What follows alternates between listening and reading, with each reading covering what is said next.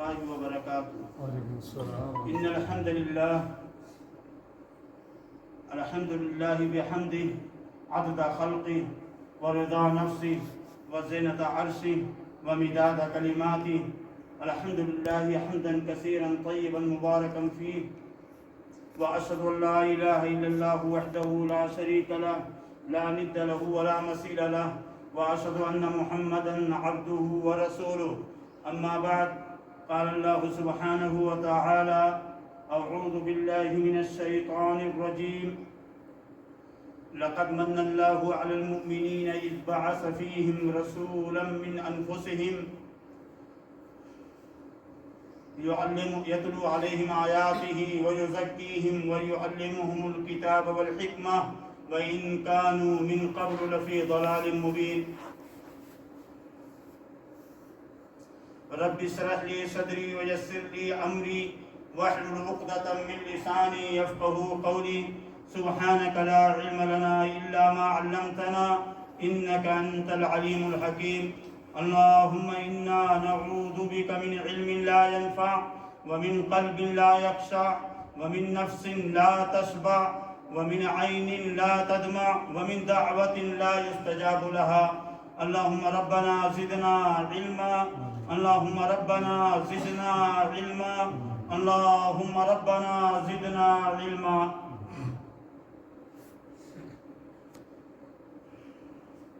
مضطرب دل کی تمنا کو کہاں لے جاؤں، مضطرب دل کی تمنا کو کہاں لے جاؤں، کوئی جادہ کوئی منزل کوئی ہمراہ نہیں، لوگ آئے ہیں میرے دل کو تسلی دینے، آہ سوزے غمِ دل سے کوئی آگاہ نہیں، آہ سوزے غمِ دل سے کوئی آگاہ نہیں۔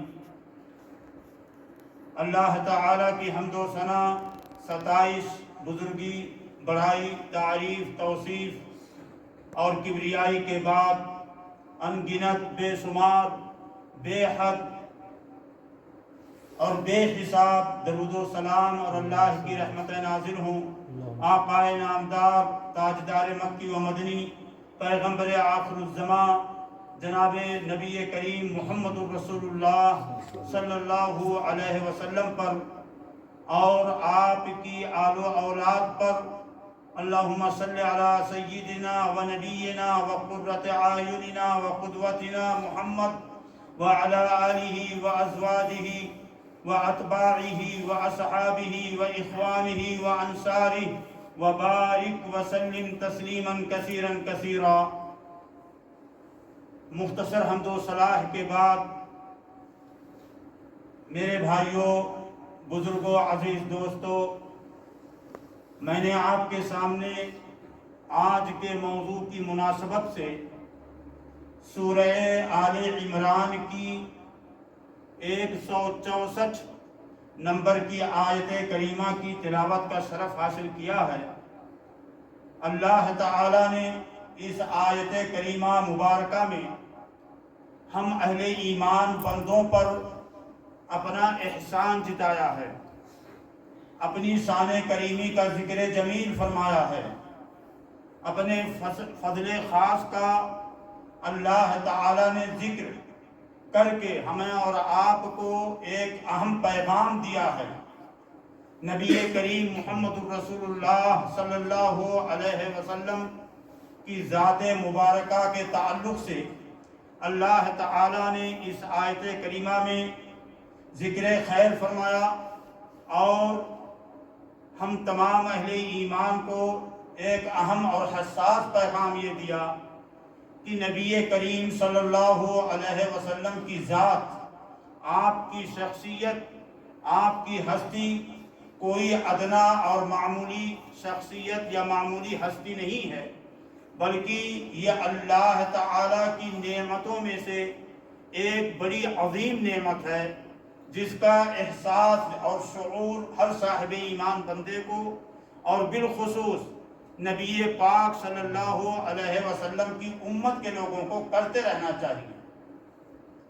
اور یہ شعور، یہ احساس گاہے بگاہے نہ ہو، کسی دن اور کسی تاریخ کی مناسبت سے نہ ہو، بلکہ ہماری زندگی کے ہر پل، ہر گام، ہر آن، ہر قدم اور ہر موڑ پر، زندگی کے ہر مرحلے اور ہر پڑاؤ پر نبی پاک صلی اللہ علیہ وسلم کی عظمت کا شعور اور اس عظمت کے تقاضوں اور اس کے مطالبات کو پورا کرنے کا احساس ہمیشہ ہمارے دل و دماغ میں جاگزیں ہونا چاہیے۔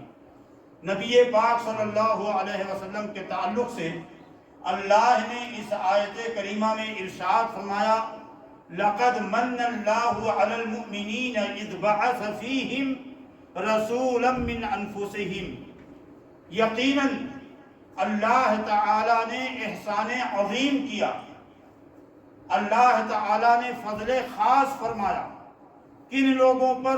علی المؤمنین، اہل ایمان پر۔ وہ فضل خاص کیا ہے؟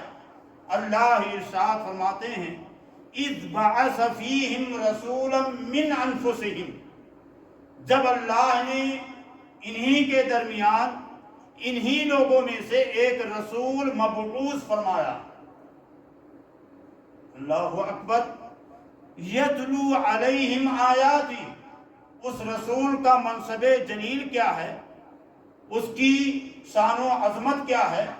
اللہ نے فرمایا کہ یتلو علیہم آیاتی، وہ رسول مبعوث ہو کر کے اہل ایمان پر اللہ کی آیات کی تلاوت کرتا ہے، وَيُزَكِّيهِمْ، اور ان کا تزکیہ نفس کرتا ہے، وَيُعَلِّمُهُمُ الْكِتَابَ وَالْحِكْمَةَ، اور ان کو کتاب اور حکمت کی تعلیم دیتا ہے، وَإِن كَانُوا مِن قَبْلُ لَفِي ضَلَالٍ مُبِينٍ، اگرچہ یہ لوگ، کون لوگ؟ اصحاب ایمان، اگرچہ یہ لوگ پہلے کھلی گمراہی میں تھے۔ اللہ تعالیٰ نے اس آیت کریمہ میں کئی بنیادی باتوں کا ذکر فرمایا۔ پہلی بات کہ یہ اللہ کا حق ہے کہ اللہ احسان کر کے احسان کو جتا سکتا ہے۔ اللہ کے علاوہ کسی کو یہ روا نہیں، کسی کے لیے مباح اور جائز نہیں کہ کسی کے ساتھ احسان کر لینے کے بعد پھر اس احسان کا اس کے سامنے ذکر کرے۔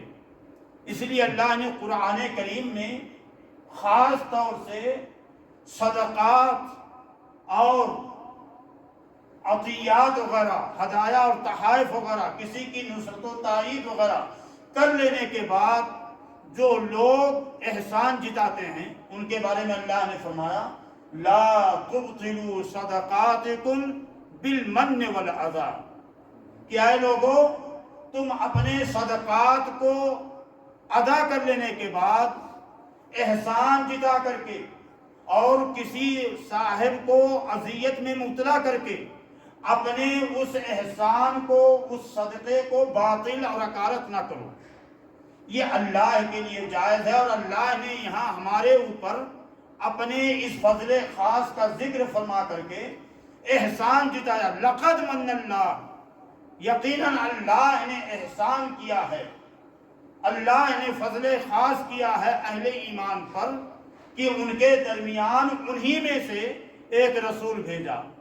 اس آیت کریمہ میں بڑی بہت ساری باتیں ہیں، ان میں سے ایک اہم بات یہ ہے کہ یہ احسان ہے کیا اللہ تعالیٰ کا، کہ اللہ مفسرین نے بیان فرمایا کہ ان احسانات میں سے ایک بڑا احسان یہ ہے کہ اللہ نے جو رسول بھیجا ہے وہ انہی لوگوں میں سے ہے، انہی لوگوں میں سے۔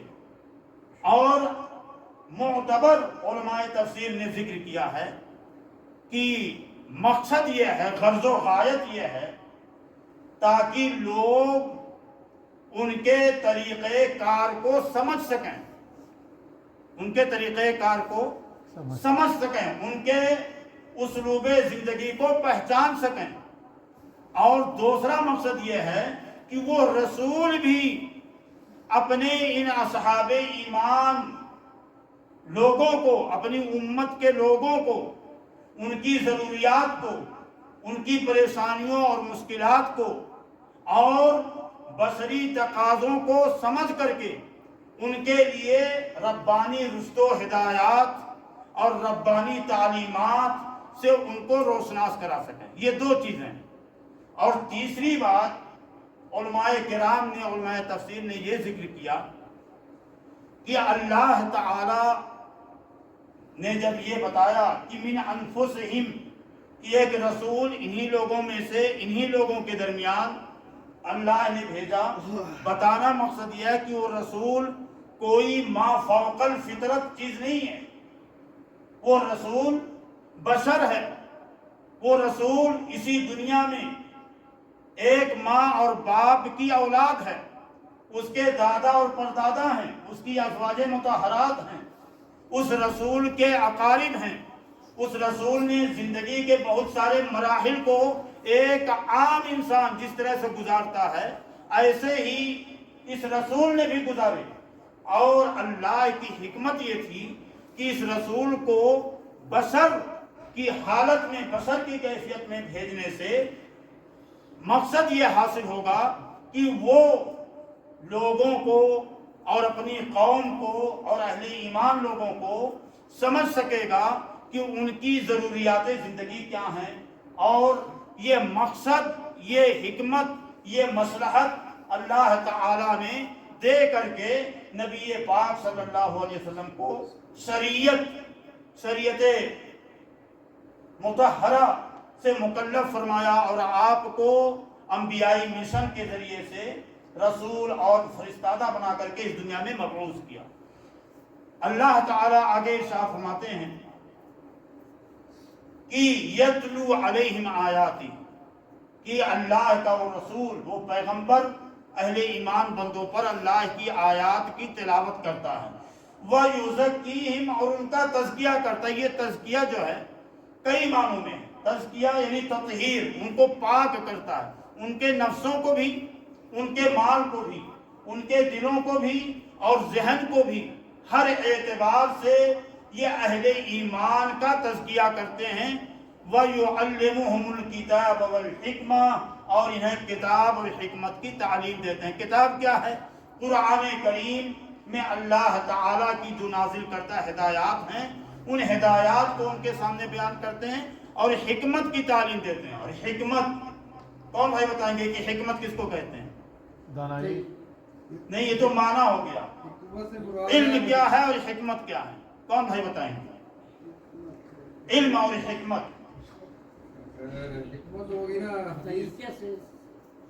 देखिए अली, हाँ आप बोलिए, आप हिकमत तो मुराद हो गया ना हदीस, हदीस का इल्म। नहीं, मुख्तसर और उसका डिफिनेशन हिकमत है क्या चीज? दावत का कौशल है। हाँ, दावत का कौशल, दावत का उसूल तो है, लेकिन हिकमत किसको कहते हैं? इल्म किसे कहते हैं और हिकमत किसे कहते हैं? ज्ञान क्या चीज है और हिकमत किसे कहते हैं? जुनैद भाई, मैं चाहता हूँ आप लोगों की तरफ से भी मुशारका होता रहे ताकि ये, हाँ कौन भाई बताएंगे? जी। इल्म उस चीज को कहते हैं जो अल्लाह रब्बुल इज्जत के कुरान में फरमाया गया, उस चीज पर अमल करना और किसी चीज को हासिल करना, उसको इल्म कहते हैं। और हिकमत? हिकमत वो चीज है जो यानी माशाल्लाह आपने कोशिश की, हिम्मत की आपने माशाल्लाह, लेकिन बता नहीं सके। इल्म, जी, इल्म कहते हैं किसी भी चीज की माहियत या कैफियत को जानना, समझना, जानना और समझना, इल्म कहते हैं। किसी चीज की मार्फत हासिल करना, पहचान हासिल करना, इसको कहते हैं इल्म। किसी भी चीज को, चाहे वो दुनियावी उमूर हो या दीनी उमूर। और हिकमत कहते हैं कि उस इल्म को कब और कैसे और कहाँ इस्तेमाल करना है, इसको हिकमत कहा जाता है। समझ बात आई? हिकमत कहते हैं कि आप जो जानते हैं, आपके पास जो इल्म है, उस इल्म को कब और कहाँ और कैसे, किस उसलूब में, किस अंदाज में इस्तेमाल करना है, उसको हिकमत कहा जाता है। और हिकमत आमतौर से हमारे यहाँ बर्रे सगीर पाको हिंद वगैरह में वो इलाज साहब जो लोग करते हैं उनको कहते हैं हकीम।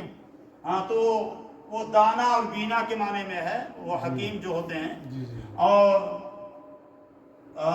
کیا نام ہے ان کا، شیخ سعدی رحمت اللہ علیہ، فارسی کے بہت بڑے شاعر، کہتے ہیں علم چندہ کی بیشتر خانی، علم چندہ کی بیشتر خانی، فارسی میں بولتے ہیں کہ علم تو کتنا بھی حاصل کر لے، علم چندہ کی بیشتر خانی، چون عمل در تو نیست نادانی، اگر تیرے اندر عمل نہیں ہے تو بیوقوفی ہے، تو بیوقوفی ہے.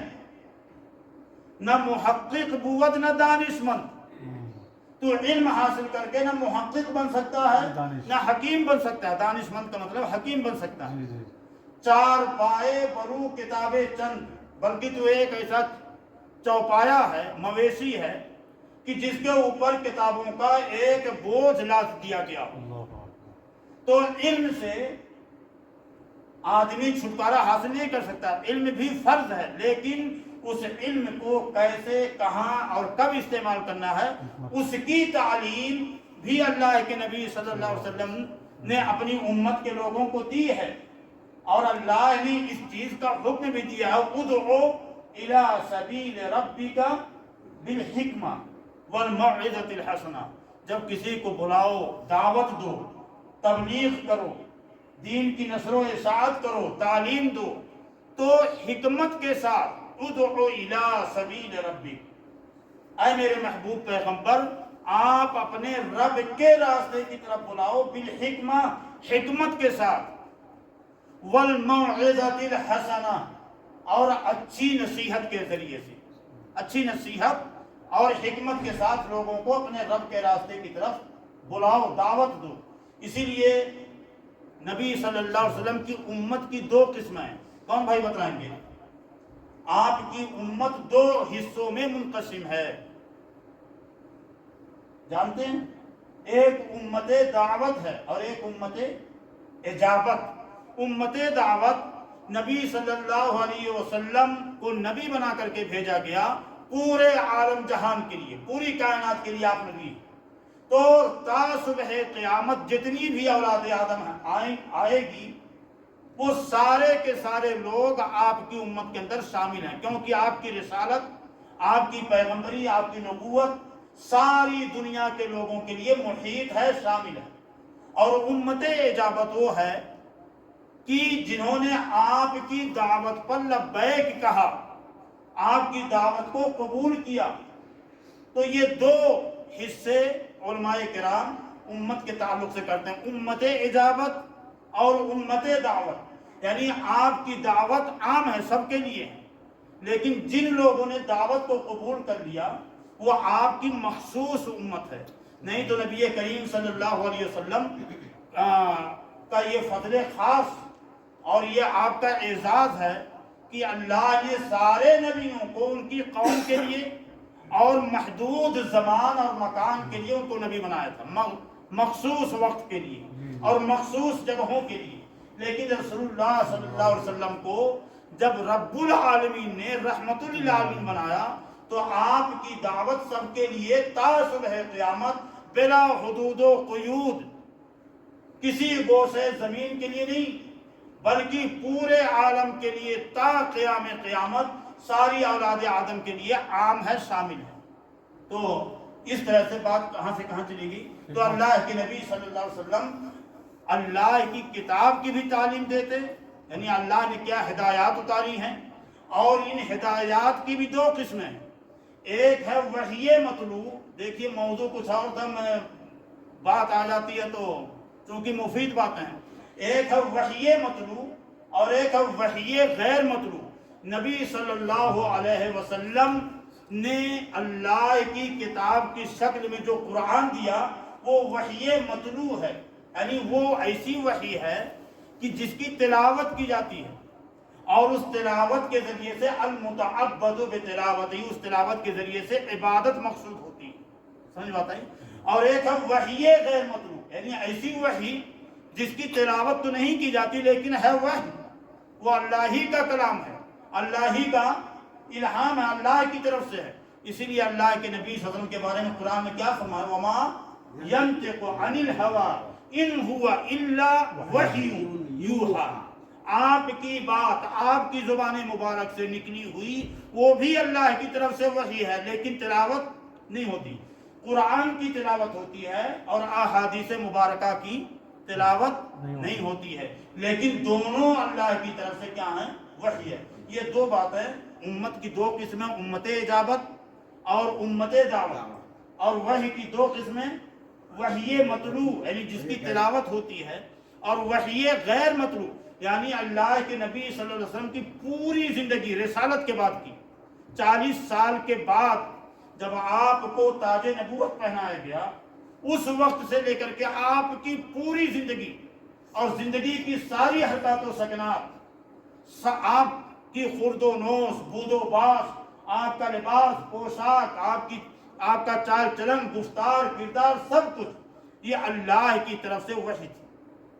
آپ بولتے کیسے ہیں، چلتے کیسے ہیں، مسکراتے کیسے ہیں، آپ کا رونا، آپ کا سونا، آپ کا لباس، آپ کی پوشاک، آپ کا کھانا پینا، دشمنوں کے ساتھ آپ کا تعلق، دوستوں کے ساتھ آپ کا رویہ، یہ ساری کی ساری چیزیں جب آپ 40 سال کے ہو گئے اور آپ کو نبی بنا دیا گیا، بات آئے گی اس موضوع پر بات کروں گا تھوڑا سا، اس وقت سے لے کر کے 23 سال تک کی پوری زندگی یہ اللہ کے احکام اور ہدایات کا مکلف ہو کر کے رسول اللہ صلی اللہ علیہ وسلم نے دنیا میں گزارا۔ اس لیے ہر حرکت اور آپ کی زندگی کی ہر جنبش یہ ہم سب کے لیے کیا دلیل ہے، حجت ہے، برہان ہے، اور یہ ہمارے لیے مشعل راہ ہے، ہمارے لیے ہدایت کی مسئلہ ہے، ہدایت کی مشعل ہے، یہ مینار نور ہے ہمارے لیے اور آپ کے لیے۔ سمجھ بات آئی؟ تو بات ہو رہی تھی وَيُعَلِّمُهُمُ الْكِتَابَ وَالْحِكْمَةَ وَإِن كَانُوا مِن قَبْلُ لَفِي ضَلَالٍ مُبِينٍ۔ اگرچہ یہی اہل ایمان جو آج اہل ایمان ہیں، اللہ تعالیٰ نے جب قرآن کو اور اس آیت کو نازل کیا اس وقت کی بات ہو رہی، حالانکہ یہی لوگ پہلے گمراہیوں میں تھے، کھلی ہوئی ضلالت میں تھے، فی ضلال مبین۔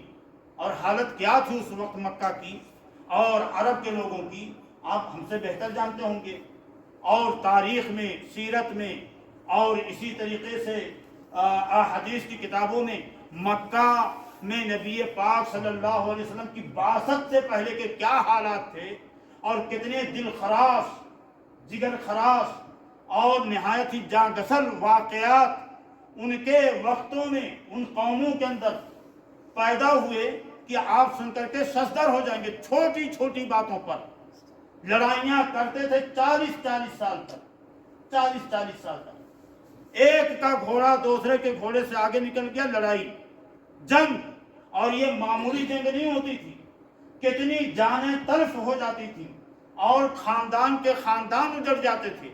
40 سال تک جنگ بعاث، 40 سال تک یہ لڑائی، اور جب ایک نسل ختم ہوتی تو دوسری نسل کو وصیت کر دیتی کہ فلاں تیرا دشمن ہے، تو اس نے، اس کے خاندان کے لوگوں نے تیرے باپ کو، تیرے دادا کو، تیرے خالوں کو، تیرے ماموں کو، فلاں کو قتل کیا، فلاں کو قتل کیا، اس کا انتقام لینا ہے۔ یہ حالت تھی، یہ صورتحال تھی۔ شراب، آج شراب کی اتنی قسمیں نہیں ہیں جتنی قسمیں اس وقت ہوا کرتی تھی۔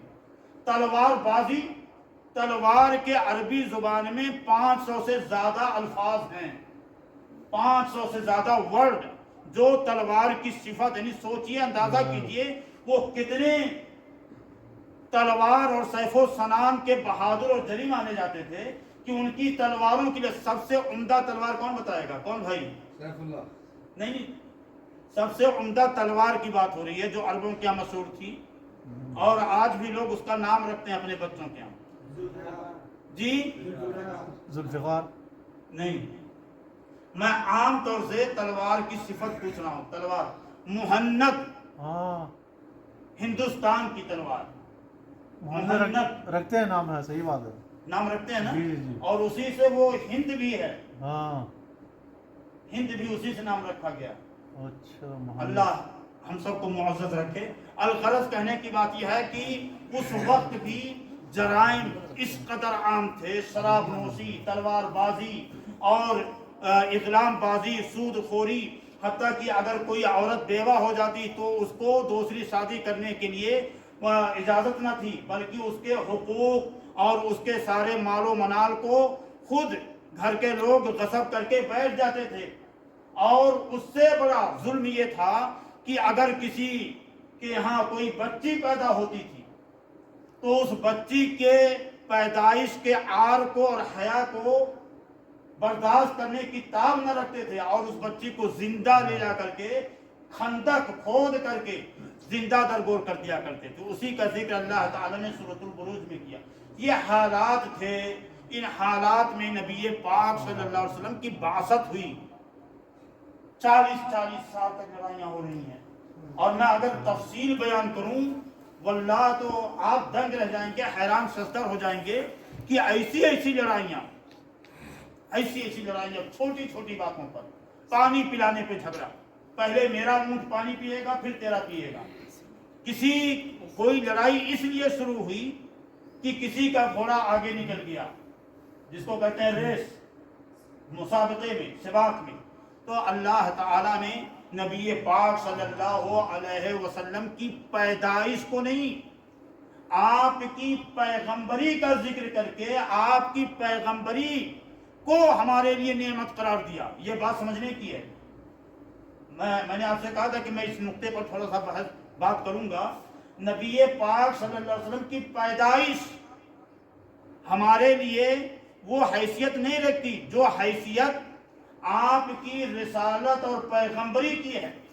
آپ ہمارے لیے اللہ کی بڑی نعمت، بڑا فضل خاص اور اللہ کا بڑا احسان عظیم بن کر کے آئے، لیکن کب؟ جب آپ کو تاج نبوت سے سرفراز کیا گیا۔ آپ 40 سال تک، پیدائش سے لے کر 40 سال تک مکہ کی بستی میں محمد بن عبداللہ بن کر کے آپ نے زندگی گزاری۔ اس وقت آپ کے اندر بڑی صفات، بڑی خوبیاں، بڑے کمالات اور آپ بڑے اوصاف حسنہ کے حامل، لیکن آپ محمد الرسول اللہ نہیں تھے، اور نہ آپ کی 40 سالہ زندگی کی حرکات و سکنات کو ہمارے لیے دلیل بنایا گیا۔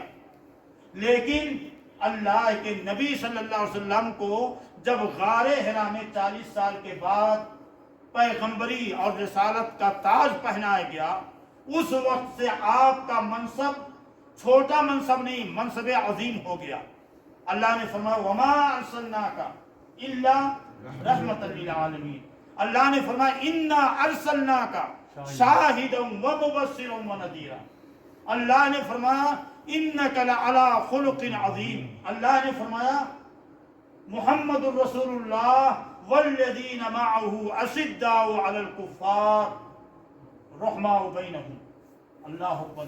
تو جہاں جہاں بھی اللہ نے آپ کا ذکر جمیل کیا، آپ کی رسالت کا تذکرہ کیا، آپ کی پیغمبری کو اللہ تعالی نے بیان کر کے ہمیں اور آپ کو یہ پیغام دیا کہ میرے رسول کا منصب جو کچھ ہے وہ آپ کی رسالت کی وجہ سے ہے۔ اور میں آپ سے ایک سوال کروں گا، میں سوال ابھی بتا دیتا ہوں، جو بھائی جواب دیں گے ان کے لیے انعام ہے۔ میں پوچھوں گا آپ سے کہ نبی پاک صلی اللہ علیہ وسلم کے معجزات کے تعلق سے آپ کی کچھ خصائص ہیں جو دیگر انبیاء کو، دوسرے رسولوں کو وہ خصوصیات، وہ امتیازی اوصاف نہیں ملے، اور ایسے ہی آپ کے کچھ معجزات ہیں۔ جو بھائی بتائیں گے مجھے 4-5 معجزات نبی صلی اللہ علیہ وسلم کے، اور ایسے ہی آپ کی 4-5 خصوصیات، انشاءاللہ ان کے لیے انعام ہے۔ یہ 2 سوالات۔ اللہ کے نبی صلی اللہ علیہ وسلم کی کچھ خصوصیات، امتیازی اوصاف جو آپ کو دیگر انبیاء کے بالمقابل اونچا مقام پہ کھڑا کرتے ہیں، ان میں سے 4-5 اوصاف اور 4-5 معجزے جو کسی اور نبی کو نہیں ملے لیکن اللہ کے رسول صلی اللہ علیہ وسلم کو حاصل ہوئے۔ اور معجزے ایسے بھی، کسی عیسائی نے سوال کیا ڈاکٹر ذاکر نائک سے، غالباً پوچھا، کہا کہ آپ کا رسول بڑا کہ میرا رسول بڑا؟ میرا رسول، عیسائی کہہ رہا، میرا رسول وہ مردوں کو کیا کرتا تھا؟ زندہ کر دیا کرتا تھا۔ عیسیٰ علیہ السلام مردوں کو روح پھونکتے اور وہ زندہ ہو جاتا تھا۔ تو ڈاکٹر ذاکر نائک نے جواب دیا، کہا کہ آپ کا رسول عیسیٰ علیہ السلام ہم ان کی قدر کرتے ہیں، اور ایک شخص کبھی بھی صاحب ایمان نہیں ہو سکتا جب تک کہ سارے انبیاء پر ایمان نہ لائے اور ان کی قدر نہ کرے۔ لیکن عیسائیوں کے ہاں ہر شخص عیسائی ہے اگرچہ وہ محمد الرسول اللہ کو اپنا نبی اور رسول نہ مانے۔ تو یہ مسلمانوں کی رواداری ہے، مسلمانوں کے ہاں یہ رواداری ہے کہ حضرت عیسیٰ علیہ السلام ہوں یا موسیٰ ہوں، داؤد ہوں، سلیمان ہوں، جو بھی ہوں، اللہ تعالیٰ کی سب پر رحمت نازل ہوں، سلامتی نازل ہو۔ ہم سب کی قدر کرتے ہیں اور سب کو اللہ کا سب سے معزز اور مقدس رسول مانتے ہیں، لیکن اس کے باوجود ایک فضل خاص جو رسول اللہ صلی اللہ علیہ وسلم کو ملا ہے، وہ اللہ نے قرآن میں بھی بیان فرمایا، تلک الرسل فضلنا بعضهم علی بعض، یہ ہمارے رسول ہیں جن کو ہم نے ایک دوسرے پر فوقیت دی ہے، ترجیحی حیثیتیں دی ہیں، فضیلتیں عطا کی ہیں۔ تو جب اس عیسائی نے سوال کیا کہ ہمارا رسول تو وہ ہے جو مردوں میں روح پھونک کر کے ان کو زندہ کر دیا کرتا تھا، تو ڈاکٹر ذاکر صاحب نے جواب دیا، کہا اس میں کون سی بڑی بات ہے، ہمارا آپ کا رسول تو مردوں جو بشری ڈھانچہ ہے، انسانی ڈھانچہ ہے، انسانی سراپا جو پہلے انسان تھے ان کے اندر روح پھونک کر کے ان کو زندہ کرتا تھا۔ ہمارے رسول صلی اللہ علیہ وسلم، ہاں کون بھائی بتائیں گے؟ ہاں وہ تو بڑی بات ہو، دوسری بات یہاں زندہ ہونے کی بات ہو رہی ہے۔ پتھر آپ کو سلام کرتے تھے، پتھر سلام کرتے تھے، درخت سلام کرتے تھے، سمجھ بات آئی؟ اللہ کے نبی صلی اللہ علیہ وسلم نے اپنی انگلیوں سے یہ امتیازی اوصاف آپ کو دیگر انبیاء کے بالمقابل بڑا اونچا مقام عطا کرتے ہیں۔ آپ بڑے صاحب منصب ہیں، اللہ کے وہ مقرب رسول جن کے بارے میں خود رسول اللہ صلی اللہ علیہ وسلم نے ارشاد فرمایا کہ اے لوگو، ہم اس دنیا کے اندر تمام امتوں میں آخری امت، لیکن کل قیامت کے دن جنت میں داخلے کے وقت حساب و کتاب کے بعد ساری امتوں میں پہلی امت ہوں گی۔ یہ رسول اللہ صلی اللہ علیہ وسلم نے اپنی حدیث کے اندر بیان سنا، اور وہ رسول جو سید ولد آدم ہے، جو فخر الرسول ہے، اور آپ کا ایک بڑا وصف یہ ہے کہ آپ کے آ جانے کے بعد اللہ نے نبوت کا سلسلہ ہی ختم کر دیا۔ اس سے بڑا اعزاز، اس سے بڑا منصب کیا ہو سکتا؟ میں یہ ساری باتیں جو ابھی تک کر رہا تھا یہ تمہید تھی اصل موضوع پر لانے کی۔ میں نے آپ کو بتایا آپ کی امت دو قسموں میں، امت دعوت اور امت اجابت۔ میں نے آپ کے سامنے یہ بات بھی رکھی، وحی دو طرح کی، وحی مطلوع اور وحی غیر مطلوع، اور آپ کے سامنے میں نے یہ بھی بتایا کہ اللہ کے نبی صلی اللہ علیہ وسلم اس کائنات میں آپ بہت ساری صفات ستودہ، اوصاف حمیدہ اور بہت سارے کمالات لے کر کے اس دنیا میں آئے، لیکن آپ کا سارا منصب، ساری عظمت، ساری شان، آپ کی ساری رفعت آپ کو کب ملی؟ 40 سال کے بعد، جب آپ کو منصب رسالت سے سرفراز کیا گیا، جب آپ کے سر مبارک پر تاج نبوت رکھا گیا۔ آپ کی پیدائش ہمارے لیے، آپ کے لیے، کسی کے لیے بھی اتنی حیثیت نہیں رکھتی جتنی حیثیت وہ دن، وہ تاریخ رکھتی ہے جس دن کی آپ کو رسول بنایا گیا صلی اللہ علیہ وسلم۔ اب اتنا عظیم الشان، محتم بالشان، جلیل القدر، پاک طینت، پیشوائے امت، مقتدائے انسانیت، ختم الرسل، سید ولد آدم، صاحب حوض کوثر، شافع روض محشر، اتنا بلند و بالا مقام پہ فائز رسول، اس رسول کے تعلق سے اللہ تعالی نے ہم اہل ایمان سے کیا مطالبہ کیا، کیا مانگا اللہ نے؟ اس رسول کے تعلق سے اللہ نے ہمارے سامنے اس کے حقوق کیا بیان کیے؟ ہر صاحب ایمان بندے کو بصیرت کے ساتھ، گہرائی کے ساتھ سوچنے کی ضرورت ہے، اور یہ ایسا موضوع ہے اور ہماری زندگی کا یہ اتنا بڑا المیہ ہے کہ ہم سب کچھ اللہ کی نعمتوں سے سرفراز ہونے کے باوجود، محظوظ ہونے کے باوجود اس نقطے پر غور نہیں کرتے۔ ہم رقص و سرود والی امت، ڈھول تاشے کی تھاپ پر ناچنے والے، ڈانس کرنے والے، بےہودہ اور رقیق قوالیوں پر ہم اپنے جسموں کو تھرکتے ہوئے لوگوں کے سامنے پیش کرنے والے، یہ اللہ کے رسول صلی اللہ علیہ وسلم کی کوئی کتنی بھی محبت کا راگ الاپ لے، کتنے بھی دعوے کر لے، لیکن جو میں آپ کے سامنے بیان کرنے جا رہا ہوں، اگر یہ چیزیں نہیں پائی جاتی، اللہ کی قسم وہ کبھی بھی محب رسول نہیں ہو سکتا۔ اللہ کے نبی صلی اللہ علیہ وسلم کی محبت، آپ کی عظمت، آپ کی عقیدت، آپ کی رسالت کا سب سے بڑا تقاضا اور سب سے بڑا مشروط جو مطالبہ ہے وہ یہ ہے کہ بندہ، صاحب ایمان بندہ، اگر دل سے سچی محبت اللہ کے رسول کی کرتا ہے، رکھتا ہے، تو اس کو اللہ کے رسول صلی اللہ علیہ وسلم کی محبت کو ساری محبتوں پر فوقیت دینی ہے، آپ کی محبت کو ترجیحی حیثیت حاصل ہونی چاہیے۔ اور میں نے وہ حدیث کئی بار کئی نشستوں میں پڑھی ہے جو صحیح بخاری میں بھی ہے اور صحیح مسلم میں بھی ہے۔ اللہ کے نبی صلی اللہ علیہ وسلم نے ارشاد فرمایا، ثلاث، تین چیزیں ایسی ہیں، من کن فیہ وجد بہن حلاوت الایمان، تین چیزیں، تین امور ایسے ہیں کہ اگر کسی بندے کے اندر پائی جائیں تو وہ بندہ حقیقت میں ایمان کی حلاوت سے سرفراز ہوگا، اسے ایمان کی حلاوت، شیرینی، ایمان کی مٹھاس نصیب ہوگی۔ ان میں سے، ان تینوں میں سے ایک اہم چیز یہ ہے، ان یکون اللہ ورسولہ احب الیہ مما سواہما، کہ اللہ اور اس کے رسول کی محبت دنیا جہان کی ساری محبتوں پر مقدم ہو، راجع ہو، غالب ہو، تو سمجھ جاؤ کہ ان تین چیزوں میں سے ایک چیز اس بندے کے اندر پائی گئی۔ اور اگر میں اس کی مثالیں دوں، حضرت علی بن ابی طالب رضی اللہ تعالی عنہ سے کسی نے سوال کیا، کہا، اور یہ علی بن ابی طالب سے، کیف کان حبکم لرسول اللہ صلی اللہ علیہ وسلم، اے علی، نبی پاک صلی اللہ علیہ وسلم سے آپ کی محبت کس حد تک ہوتی تھی، کس انداز کی ہوتی تھی؟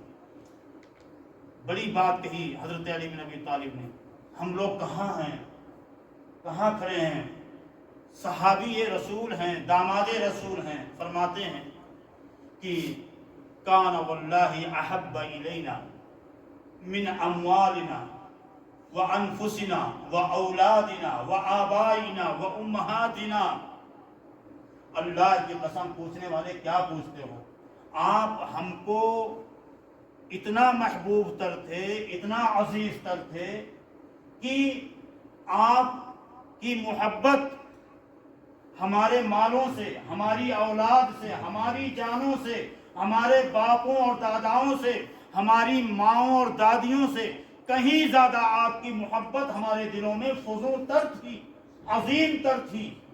اور آگے فرماتے ہیں، اللہ اکبر، فرماتے ہیں وَمِنَ الْمَاءِ الْبَارِدِ عَلَى الظَّمْءِ، اور پیاس کی انتہائی شدت کے عالم میں بندے کو پانی کی طلب کس حد تک ہوتی ہے، اس ٹھنڈے پانی کی طلب اور اس محبت سے بھی کہیں زیادہ محبت آپ کی ہمارے دلوں میں ہوتی تھی۔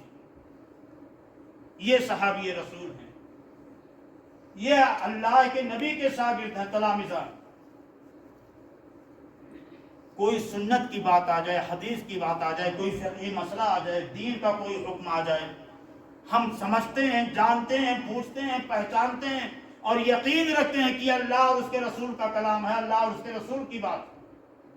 لیکن ہمارا باپ، ہماری اولاد، ہمارا کنبہ، ہمارا قبیلہ، ہمارا خاندان، ہمارے اقارب، ان کی محبت، ان کی اللہ اور اس کے رسول کی محبت پر غالب آ جاتی ہے۔